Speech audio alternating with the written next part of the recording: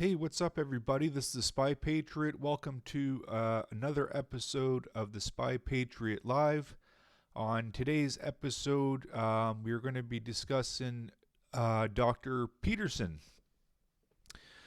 A recent video had come out with him. He's recovering from some sort of neurological disorder he got from some medication he was taking for anxiety, and it is really nice to see him back. I seen a video a little while back with him still in Russia, I believe, trying to get his neurological system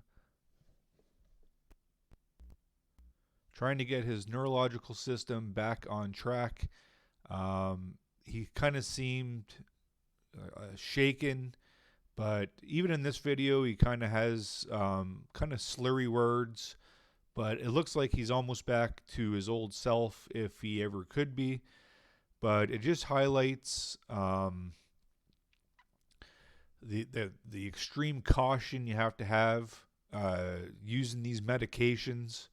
I know they do help some people for a short term, but literally you're just a chemistry set for these psychiatrists and all these other people that are just experimenting on people. They have no idea how much to give somebody. Everybody's body's different. I personally haven't been to the point where I would even consider this medication.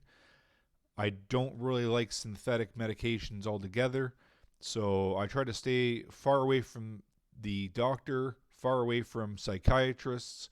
But seeing as though he is a psychiatrist, he probably thought and believed in his methods. So it's good to see him back. I'm going to go ahead and play the video, and we will discuss it when we return. Hi, everyone. As some of you may know, but others will not, it's been a long while since I put up any new content on this YouTube channel. I've been suffering from impaired health, severely impaired health, as a consequence of benzodiazepine use for anxiety, or more accurately, from a combination of using that medication and then ceasing its use once I realized it was dangerous. That's put me in and out of hospitals for much of the last year in Connecticut, in the United States, in Toronto, in Canada, in Moscow, in Russia, and in Belgrade, Serbia, as my family searched for specialists who could aid me in the severe post-use withdrawal and neurological damage-related consequences of both the benzodiazepine use and its cessation.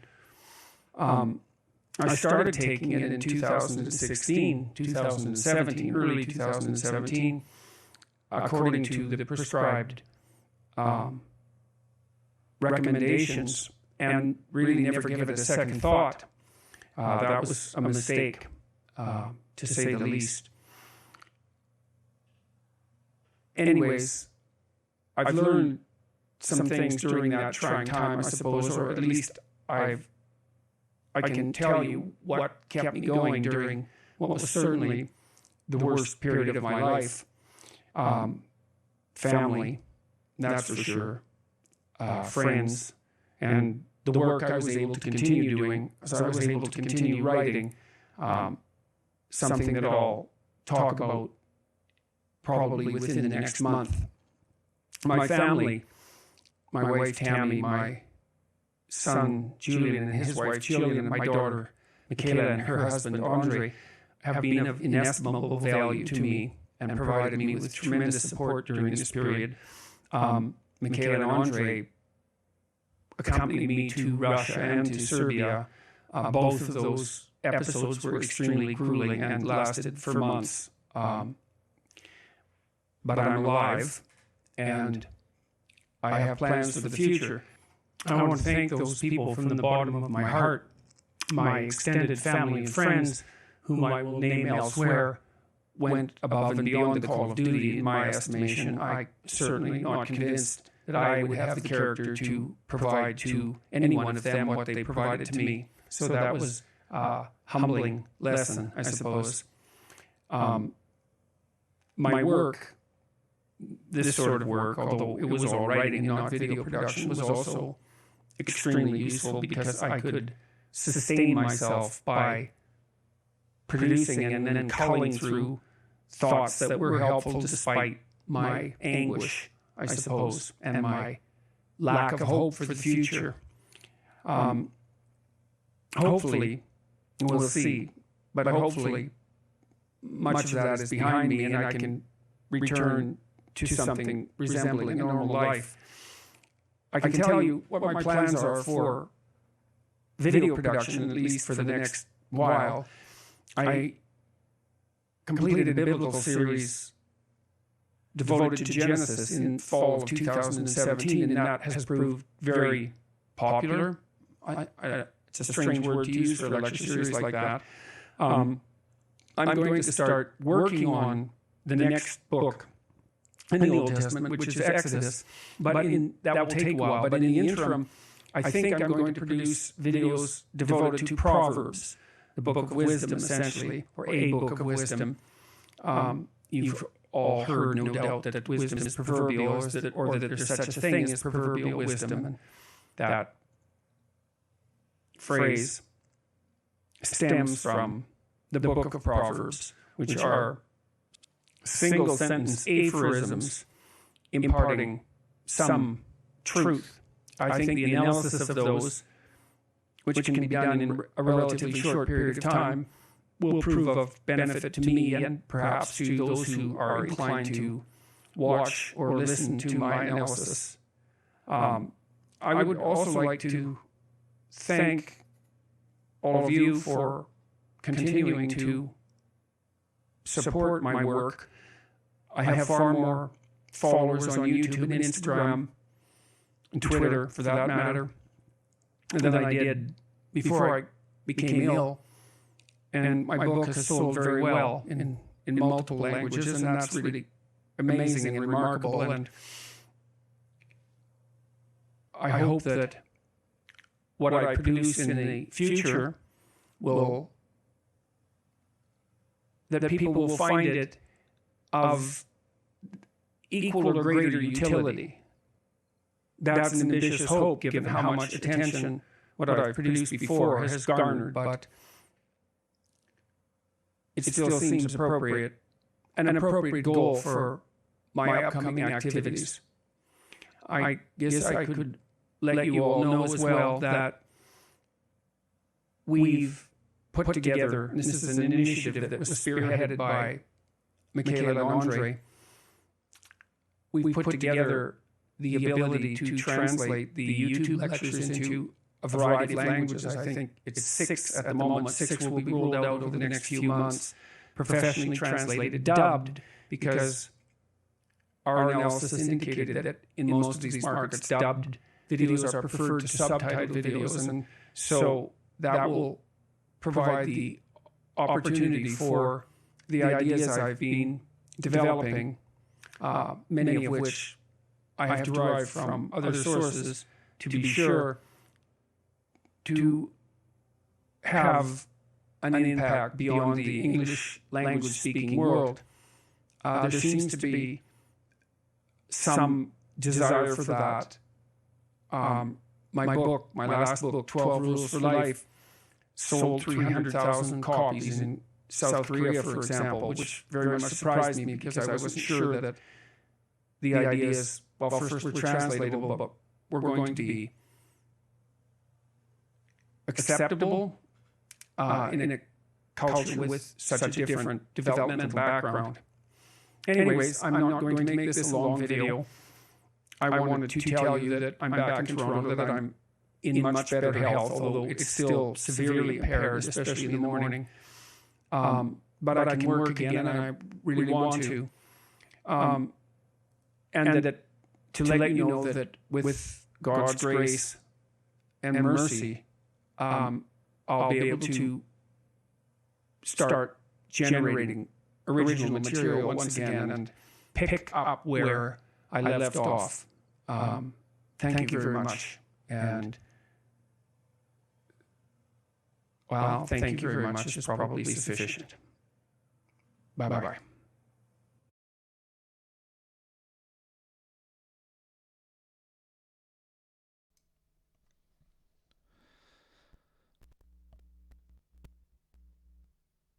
Yeah, so stupid Mike. Yeah, so it is great to have Dr. Peterson back in the land of the living. He is a true Canadian patriot. I love the fact that he sticks up for men over a time where we're pretty much made to be the villain in society, and I guess we could be, and I guess we could be the alternative too.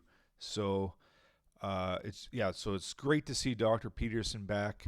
And what I do love about him, and along with some other stand-up intellects, is they're willing to invite the novice brain to experience things that you wouldn't normally experience, things that you're taught in universities that the normal person on the street might not hear. And so I watch his stuff all the time. He makes you think, man, I'll tell you. And so it is really good to see him back, and we'll leave it at that. Just an update for the show. I think I've come to the conclusion that I'm going to be doing maybe a Saturday, Sunday kind of maybe afternoon or midday show. I got a full-time job. I have a kid I got to take care of.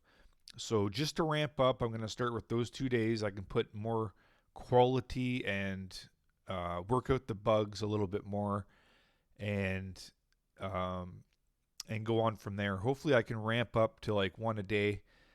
I think I could stay on track, but I think I could actually make better quality videos if I do the two a week, and then you kind of have something to look forward to just to listen to. I'm nothing interesting, but it's still nice to have an extra voice out there in the Canadian landscape, because there is zero conservative. I wouldn't even consider myself conservative, more of a nationalist think point, kind of like a nationalist perspective on the daily news and the culture and everything else. So I've got one more thing to show you. I'm going to bring you down to the document, and I changed it from break-in cringy document to person of the day for the meantime anyway, because I wanted to expose a little bit of the mainstream media on this channel, but I don't want it to just be about negativity. I want to show and highlight good people that are out there that should be paid attention to.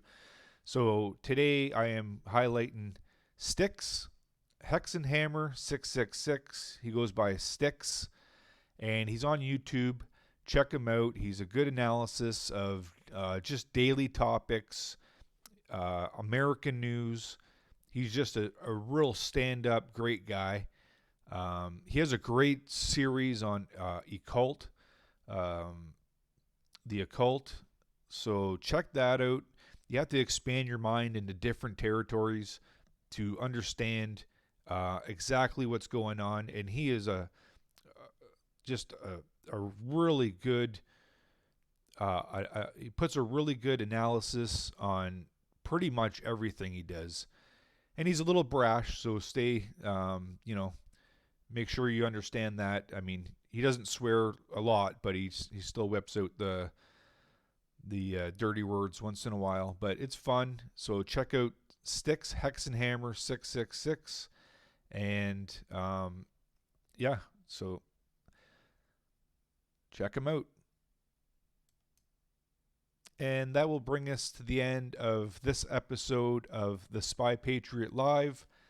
Thank you for coming to join me, and we'll see you next time. Bye. We've been fighting a long time. We've all lost so very much, so many loved ones gone. But you are not alone. There are pockets of resistance all around the planet. Where it break. Above all, stay alive. You have no idea